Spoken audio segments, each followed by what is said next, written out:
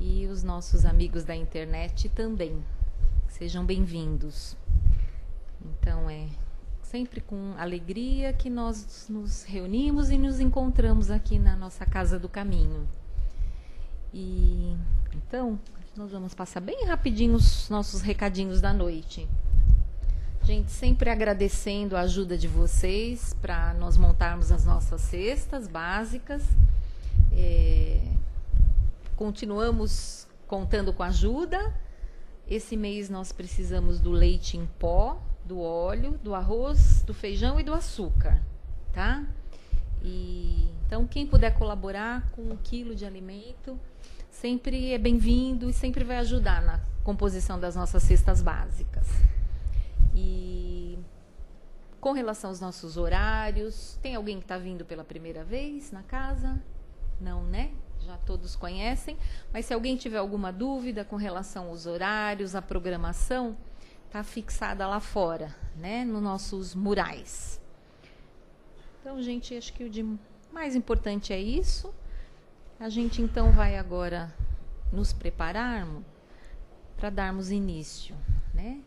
Então, nós vamos serenando os nossos pensamentos, a nossa mente, procurando nos tranquilizarmos, deixando um pouquinho lá do lado de fora as nossas preocupações, as nossas ansiedades, os nossos medos, porque aqui a gente pode encontrar a paz, a harmonia, todo esse amparo, todo esse amor com os quais nós somos recebidos pelos amigos da espiritualidade.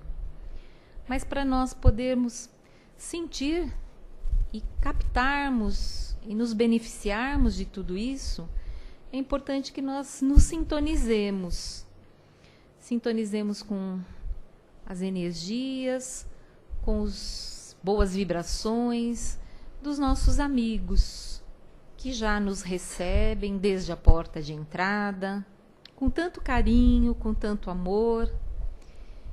E é por isso que, ao entrarmos aqui nesta casa, nós vamos sentindo aquele bem-estar, aquela tranquilidade e a paz em nossos corações.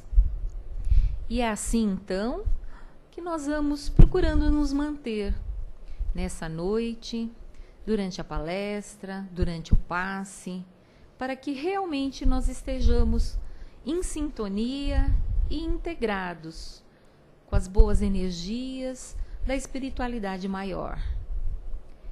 E assim nós elevamos nossos pensamentos a Deus, nosso Pai, nosso único Pai, nosso grande Pai, Jesus, nosso mestre e irmão, gratos por chegarmos aqui hoje, por estarmos aqui hoje, atravessando aí as dificuldades, as turbulências do trânsito, mas estamos aqui, inteiros e felizes, para mais um dia de aprendizados e de coração e mente abertas para recebermos as bênçãos e as dádivas que sempre recebemos nesta casa. Então, assim, é com alegria no coração, nós vamos receber a nossa companheira Simone, que vai conversar conosco. Então, que você seja muito bem-vinda, Simone. E o tema da palestra de hoje é Prove o Amor.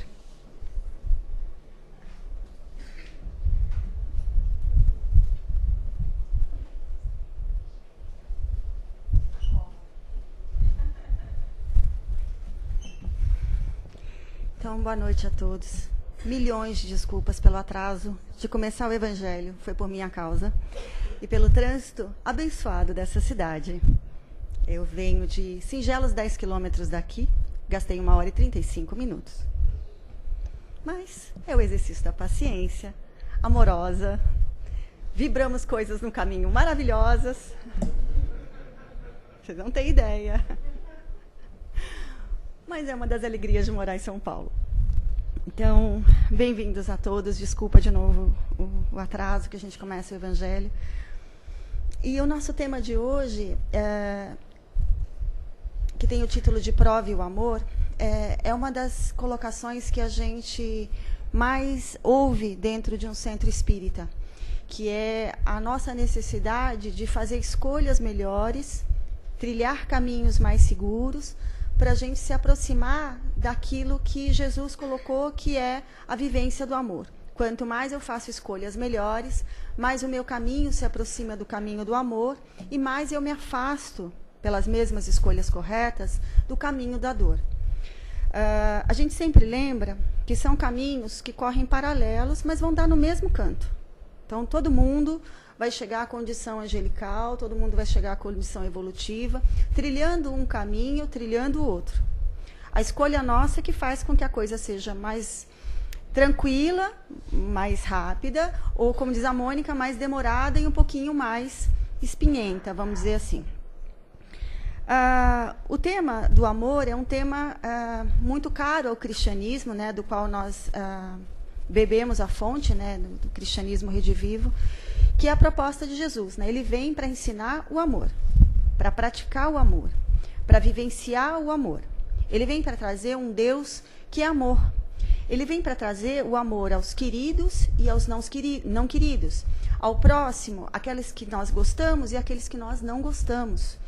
Ele veio para ensinar o amor a Deus, o amor a si próprio, o amor às escolhas que a gente faz, o amor ao planeta. Ele veio para ensinar o amor na visão mais completa possível para que a gente possa entender. Amor filial, amor de companheiro, amor de amigo. Ele veio para vivenciar tudo isso. Inclusive também, óbvio, o amor àquelas criaturas que a gente não tem uma boa relação. Mas nós estamos nesse planeta, segundo Bezerra de Menezes, porque a gente ainda não aprendeu essa vivência. Então, Bezerra de Menezes, antes de encarnar, ele escrevia num jornal que chamava O País. E nesses textos, eram textos curtinhos, se vocês um dia se interessarem, tem publicado esses textos em 3 volumes. Ele dizia o seguinte: nós só encarnamos com um único objetivo, um único aprendizado, que é aprender a amar.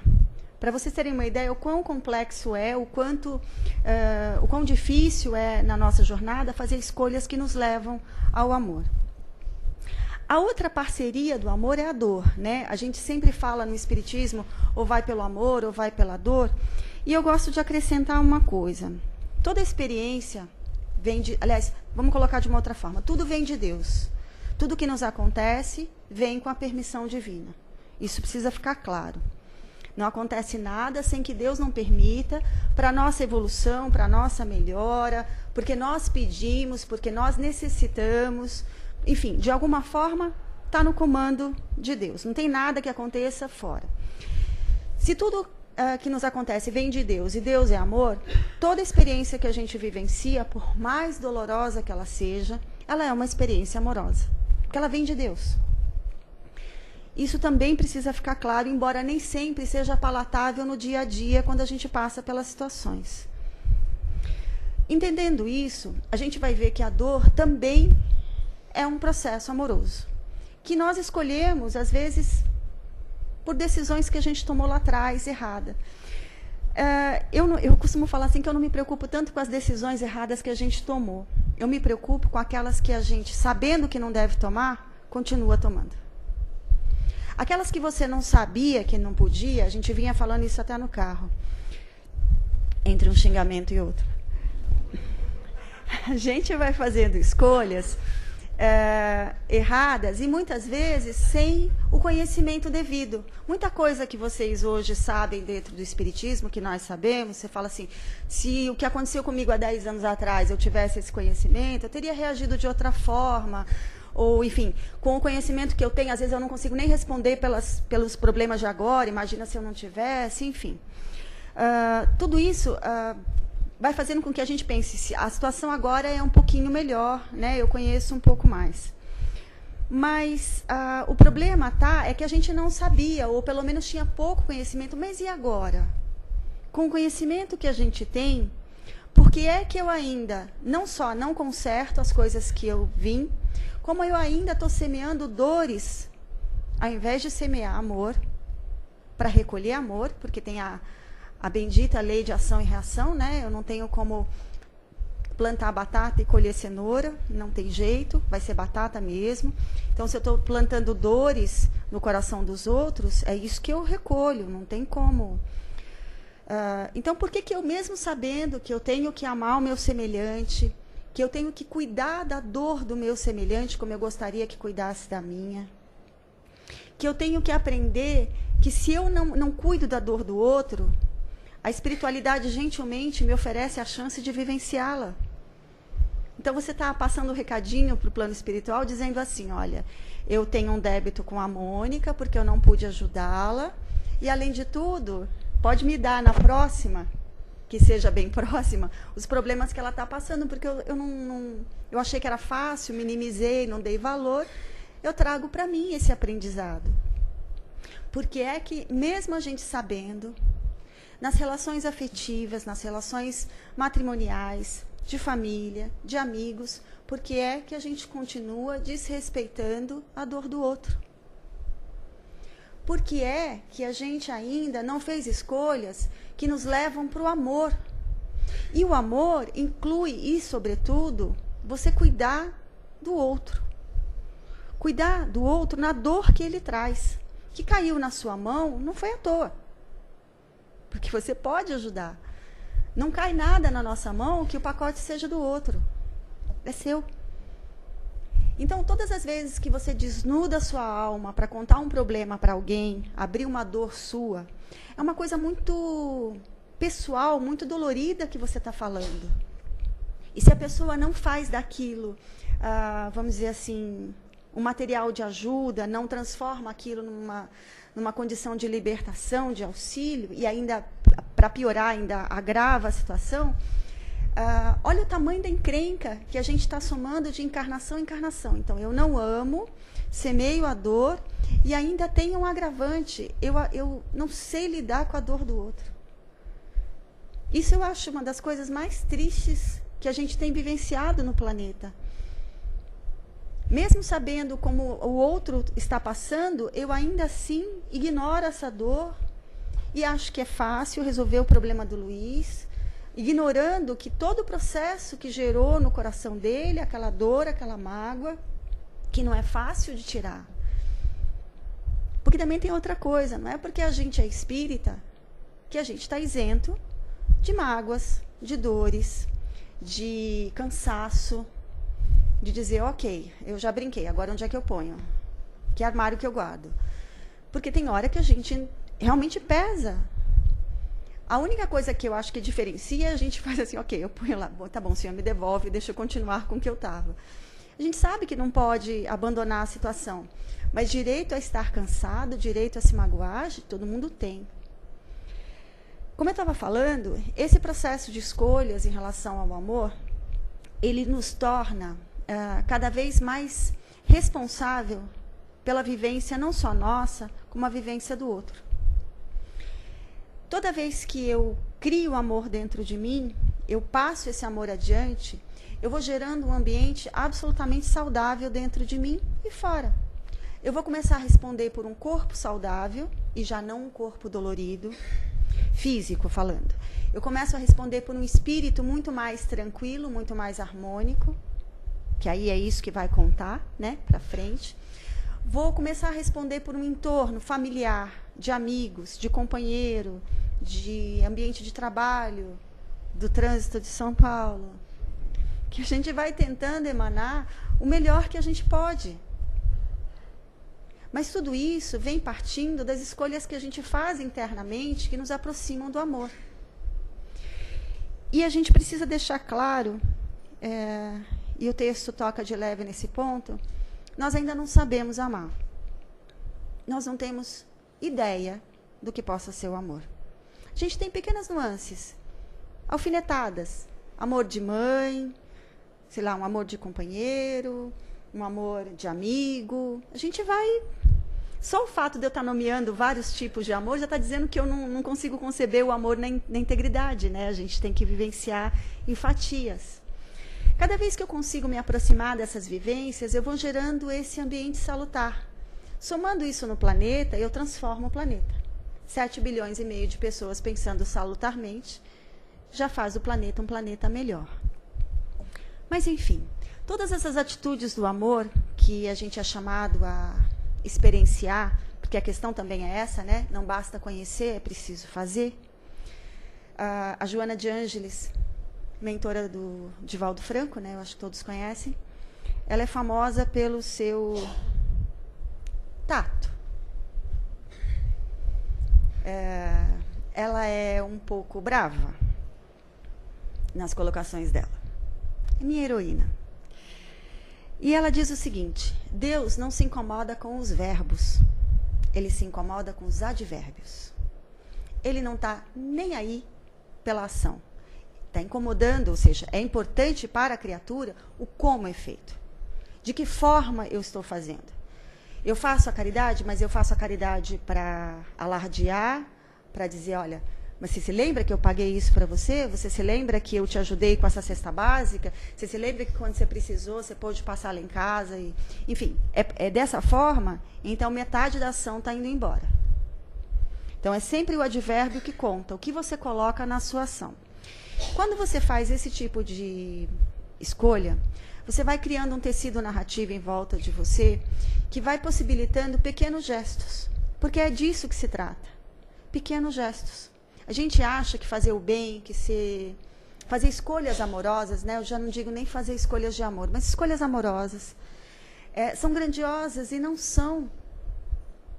Nós estamos, e aí a Joana de Ângeles também é muito clara nisso, nós estamos nos comprometendo por encarnações inteiras, por pequenos gestos mal feitos, hoje, que vai magoar pessoas de uma tal maneira que para mim foi pequeno, para o outro foi imenso. Proporcional ao conhecimento que eu trago, hein?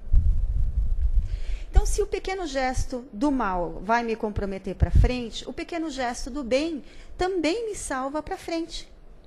Não é o que Jesus falou, que Paulo de Tarso reforçou? Só o amor cobre uma multidão de erros? Então, se eu posso fazer pequenos gestos amorosos que vão me gerar escolhas futuras melhores e caminhos melhores, então, lá na frente, é preciso que eu comece a plantar agora. Eu sempre falo, está difícil agora, é porque lá atrás a gente não plantou. A gente está colhendo agora. Nunca é imediato, né? A gente nunca vê o resultado na hora, sempre um pouquinho para frente. Então, eu plantei agora coisas melhores, sentimentos melhores, gestos mais amorosos, amigos, abraços, carinhos, telefonemas, mensagens, enfim, sorrisos. Tudo isso ao alcance de todo mundo. Eu estou plantando isso, eu estou criando uma rede de carinho em volta. Essa rede me acompanha para frente. O que nós estamos fazendo nas nossas escolhas diárias? Nós estamos escolhendo fazer essa rede vincular para o mal. A gente está cada vez mais egoísta, pensando no próprio problema. Que é aquela situação que você já está no seu limite. Quer dizer, eu não sei vocês, né? Mas eu sou muito fechada. Então, se eu sentar com algum amigo para contar alguma coisa, eu tenho que estar transbordando.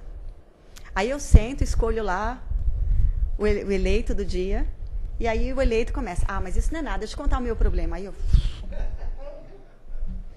Aí eu paro, já tenho uma tendência a escutar muito mais do que falar, eu falo, então ok, vamos deixar o meu problema, vamos falar do seu.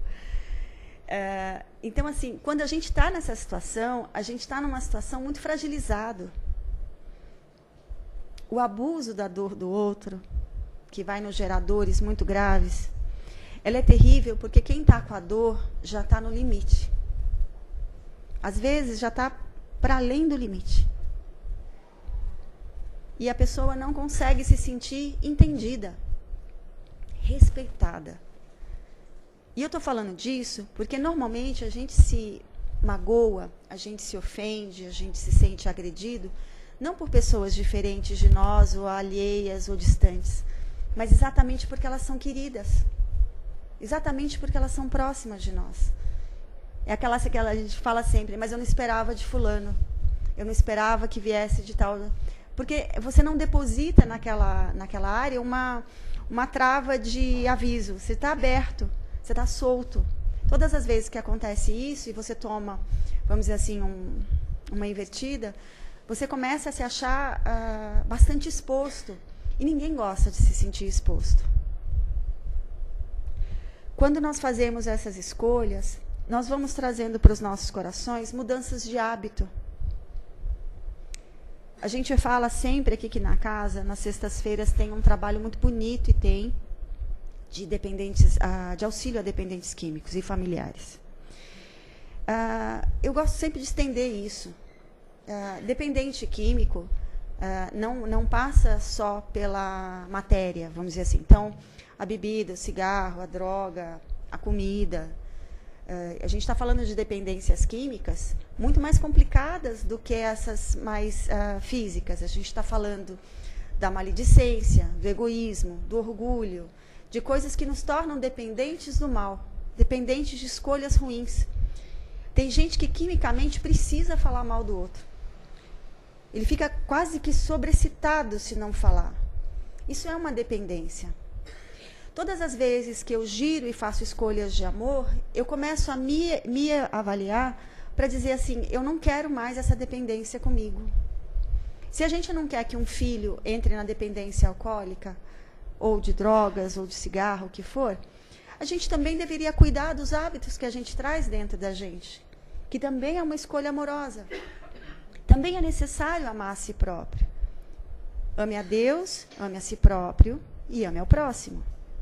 Na verdade, se Jesus tivesse dito unicamente ame a Deus, ele já tinha dito tudo.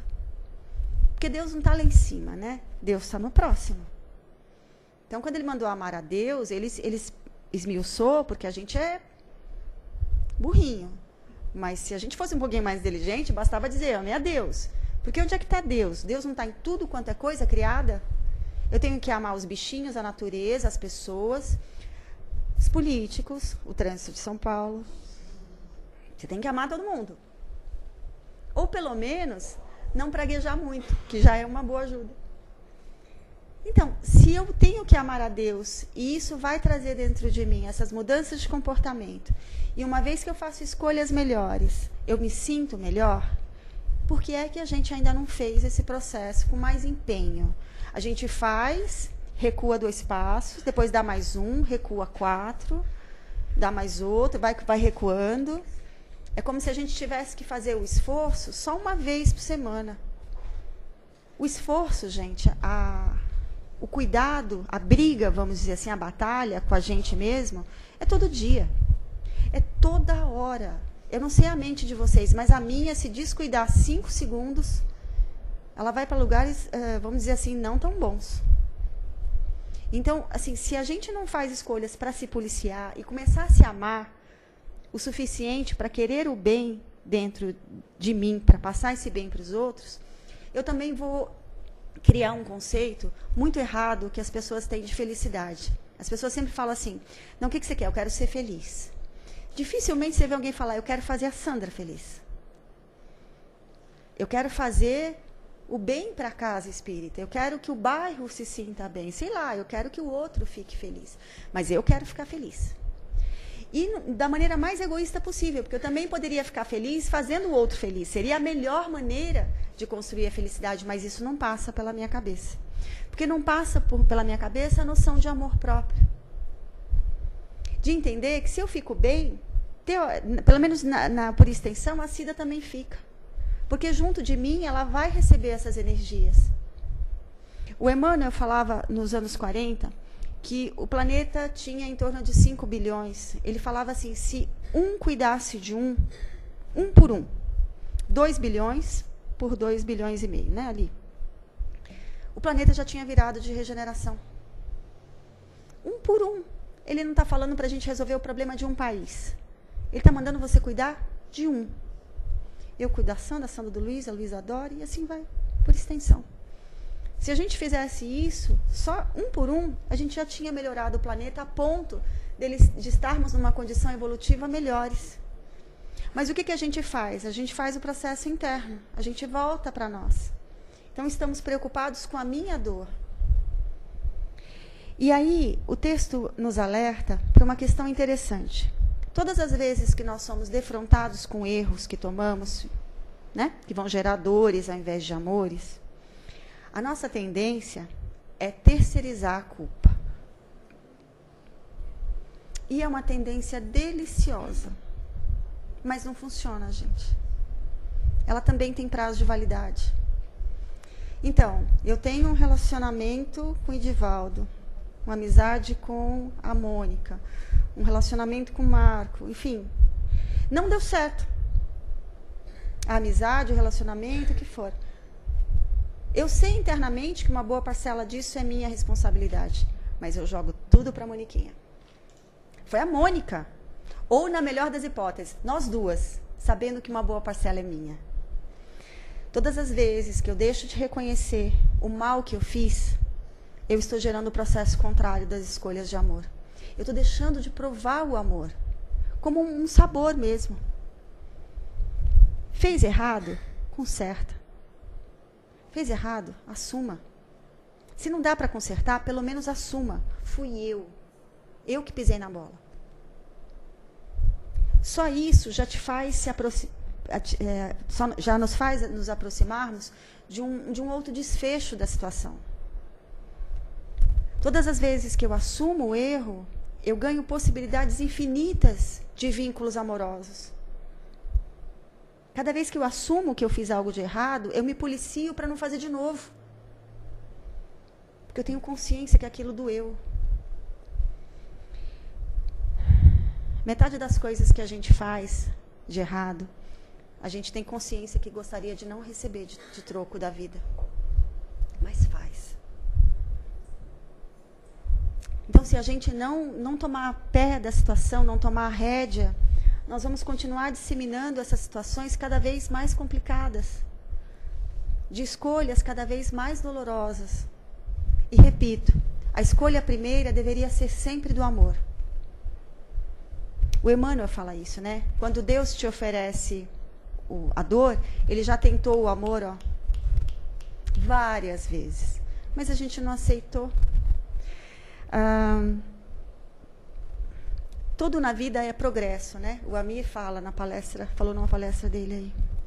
A experiência de vida é uma progressão, nunca é uma regressão. Então a gente está sempre indo para frente. Mas todas as vezes que eu caminho em escolhas que não são muito felizes, eu vou dizendo para Deus que eu estou doente. Não é isso? Eu estou moralmente doente, porque eu estou fazendo escolhas erradas. Estou doente. Conforme o grau da doença, o remédio não é bom. Eu acho que isso todo mundo entra num consenso. Quando a gente tem filho e ele está com dor de cabeça, é uma aspirina. Se ele está com febre, é um remédio um pouquinho pior. Se ele está com alguma virose ou alguma doença mais grave, vai complicando o grau do remédio. Ele é dolorido, ele é intenso, ele é repetido, ele tem gosto ruim. É proporcional ao grau da doença.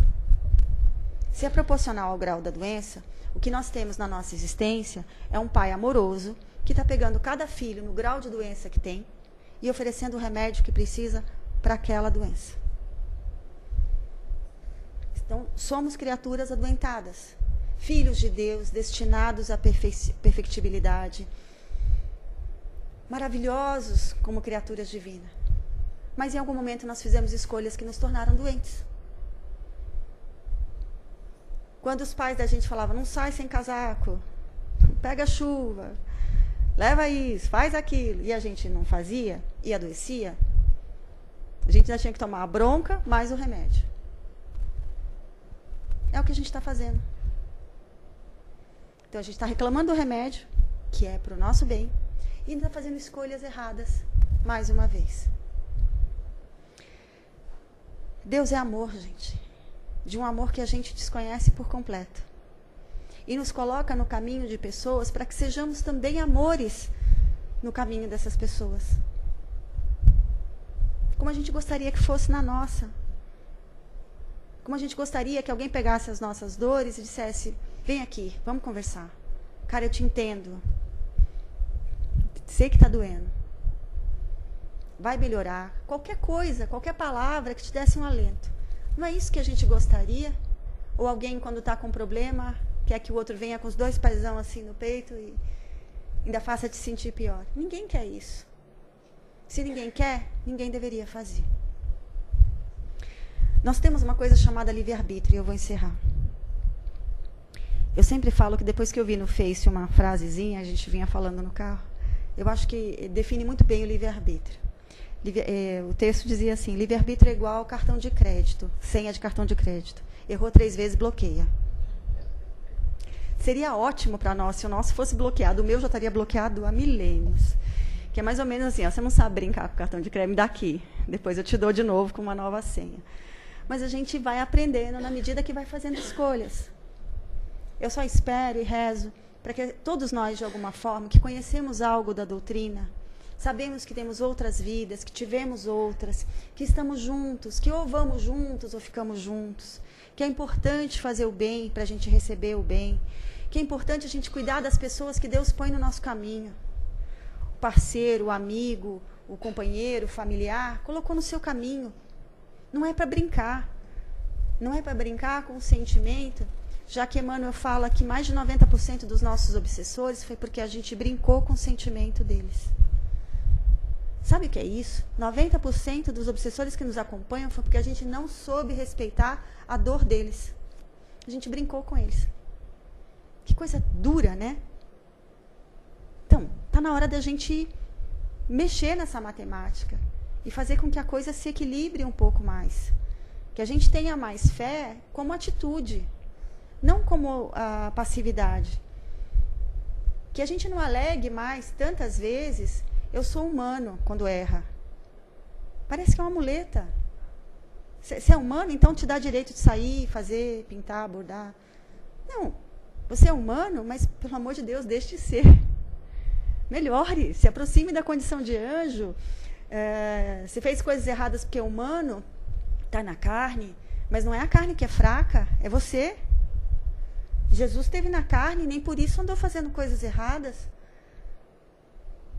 Quando Jesus, no Sermão do Cenáculo, faz a prece a Deus, ele fala: Pai, eu não peço que os tire do mundo, os discípulos, mas que os ajude a passar pelo mundo, porque eles precisam passar, mas não deixe que eles fiquem viciados no mundo.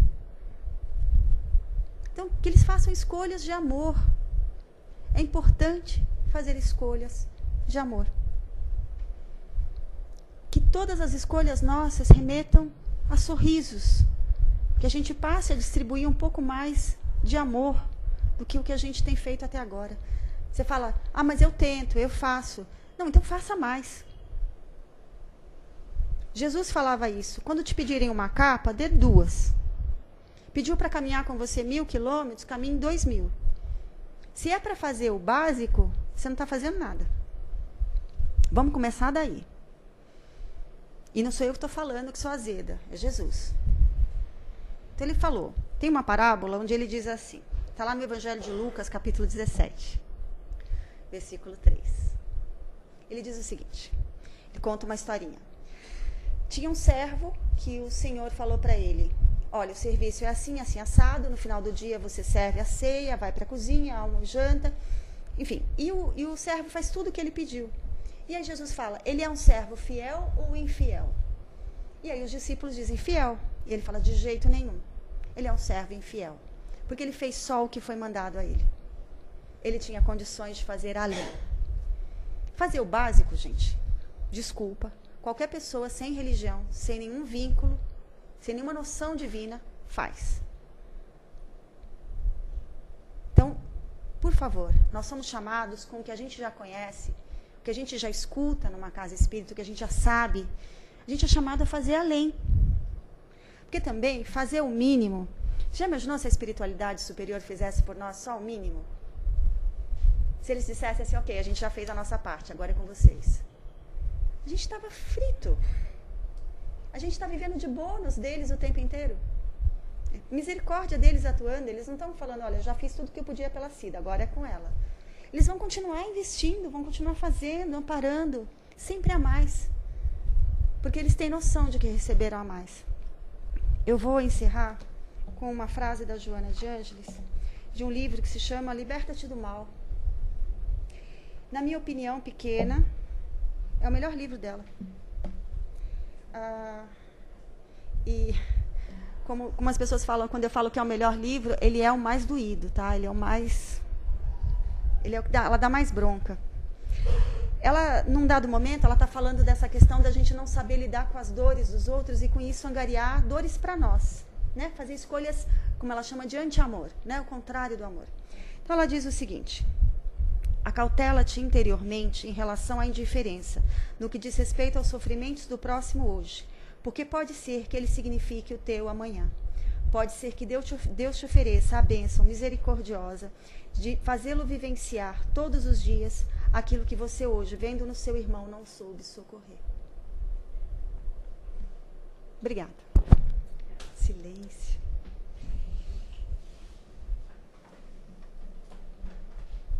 Muito bem, estamos todos pensativos, né? Mas alguém gostaria de fazer alguma pergunta para Simone? Alguma colocação? Deixou todo mundo pensativo, Simone.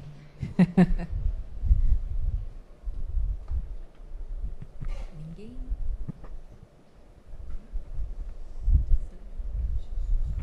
Só lembrando do texto, né, ele fala, a Joana fala, né, Divaldo, que curar-se é um ato de amor profundo. A gente tem que ter amor pela gente para a gente poder se curar. E aí, assim, ela fala, inclusive, que ele acrescenta que, na verdade, assim, não é só uma cura física, né? Quando a gente se ama, porque, assim, o corpo, ele é um reflexo do perispírito, que é um reflexo do espírito, certo? Então, o espírito adoentado projeta um perispírito adoentado e projeta um corpo adoentado. Então, quando a gente adoece da mágoa, da tristeza, do não perdão, enfim, dessas coisas que a gente nunca teve no coração, a gente tem um corpo que ressente, que sente o embate disso. Então, aquelas torções, aquelas travas, para ficar no básico, sem falar de outras doenças. Quando eu inicio o processo de amar a mim mesma, eu inicio um processo de auto-perdão que é fundamental e de perdão do outro.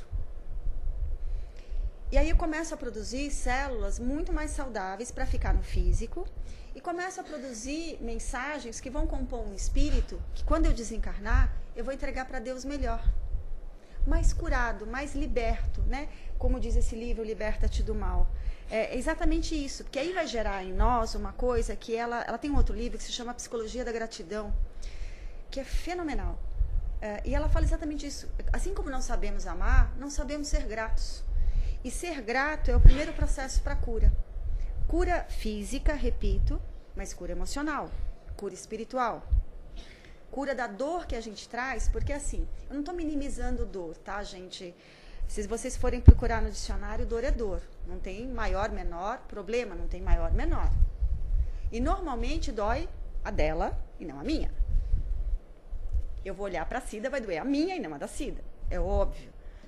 Mas o dia que a gente entender que tudo dói, eu vou iniciar esse processo de cura interno e vou propagar essa cura para os outros, com condutas e palavras, para que os outros também iniciem dentro de si esse processo de cura. E cura no sentido mais amplo da palavra, limpeza mesmo, aquela coisa leve que a gente começa a sentir, que depois que passa a tormenta, você fala, eu consegui. Eu estou toda machucada, ralada, parecendo um Frankenstein, mas estou de pé. Soprou o vento, bateu, a pessoa não soube ser digna comigo, o fato não parece não ser justo, enfim, a situação parece não ser agradável, mas eu sobrevivi, eu estive de pé, eu tive a confiança, eu não digo nem fé, mas a confiança de que Deus está no comando. A gente sempre fala, tem injustos nesse planeta, não tem injustiça. Isso precisa ficar muito claro para a gente entender esse processo de cura. Se eu achar que existe injustiça, eu acredito que algo que veio de Deus é injusto. A gente não falou no começo que tudo vem de Deus? Se tudo vem de Deus, dele não pode vir injustiça. Mas existem injustos, porque existem criaturas nos mais variados níveis evolutivos, capazes de produzir a injustiça. Não é o que ele fala? O escândalo, não é o que ele fala tanto? Ai desse planeta que ainda precisa dos escândalos. O que ele está falando de escândalos? Crises, problemas, tumultos, dores, enfim. Mas ai daquele que traz o escândalo. Porque esse está mais encrencado ainda. Porque não precisava dele para o escândalo chegar. Ele foi ferramenta e adquiriu para ele dores terríveis. Quando Tiago, irmão de Jesus, na epístola de Tiago, ele fala o seguinte, ele está conversando com uma plateia e ele diz assim, vocês acreditam em Deus? E todo mundo sim. Ele fala, pois é, o diabo também. E eu acho genial, porque quando ele está falando diabo, ampliem, tá? Vamos dizer assim, o lado negro da força, o lado não muito bom. Né? Os espíritos ditos inferiores também acreditam em Deus. O que difere você desses espíritos? E aí Tiago fala, só a prática, o que eu faço com a minha fé é que vai me diferenciar de um e de outro. Ter a fé, ter a crença, não te salva. Mas, de novo, o advérbio é que conta. O que é que eu vou fazer com aquilo? Então ele fala, o diabo também acredita. Qual a diferença entre vocês e o diabo? É o que você faz com aquilo que você acredita.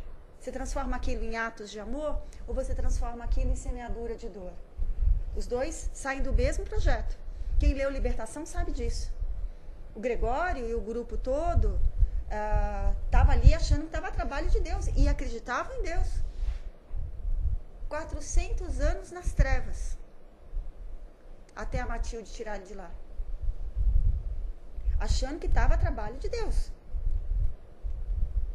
Então, também acredita? Acredita. O que fazia ele diferente do instrutor, do Alexandre?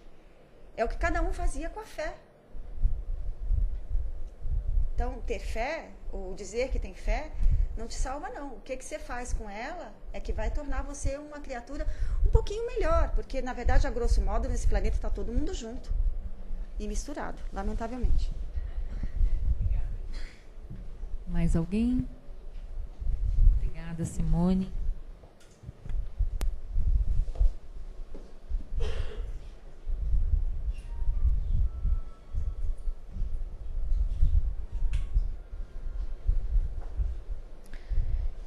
Então, agora, depois de recebermos novas ideias, para que possamos refletir, nós vamos direcionar um pouco agora os nossos melhores sentimentos, intenções, no bem, no amor, através das nossas vibrações. Nós vamos buscando dentro de nós o amor, essa sementinha de amor que foi plantada desde que o Pai nos criou, e vamos fazer essa sementinha florescer, dirigindo os nossos pensamentos e as nossas vibrações aos irmãos, aos companheiros que se encontram nas ruas, sem um lar, sem o alimento, sem a família. Que esses irmãos e esses companheiros possam receber as nossas vibrações amorosas, que possam tocar os nossos corações e os corações daqueles que podem fazer algo por esses irmãos. Então, vibremos a paz, o amor e o conforto aos corações desses irmãos. Vibremos pelos companheiros que se encontram nos hospitais, em seus lares, passando pelas dores físicas, que possam receber nesse momento também um pouco do conforto, do aconchego, da esperança, e que, na medida do possível, as suas dores possam ser minimizadas. Vibremos pelas famílias, pelos dependentes químicos, por todos aqueles que padecem das dependências e dos vícios, que seus corações possam ser envolvidos pelo amor, pela esperança, pela coragem de fazerem novas escolhas, novos caminhos. Vivemos pelos nossos lares, por todos aqueles que convivem conosco, que essa sementinha de amor possa sempre ser plantada, junto daqueles que estão mais próximos, junto daqueles que são os nossos maiores desafios, que possamos plantar a sementinha do amor. E vibramos também, de uma maneira especial, por aquele companheiro, por aquele conhecido, que hoje sabemos estar necessitando do amor, do fortalecimento, da coragem, que esse companheiro possa receber essas vibrações e assim mais fortalecido encarar a sua dificuldade, a sua dor e prosseguir à frente na sua caminhada.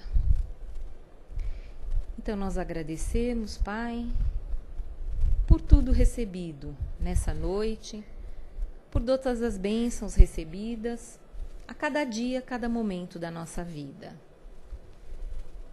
Te agradecemos e te pedimos que possamos voltar aos nossos lares em paz, em segurança, com novas propostas, novos caminhos, com novas escolhas.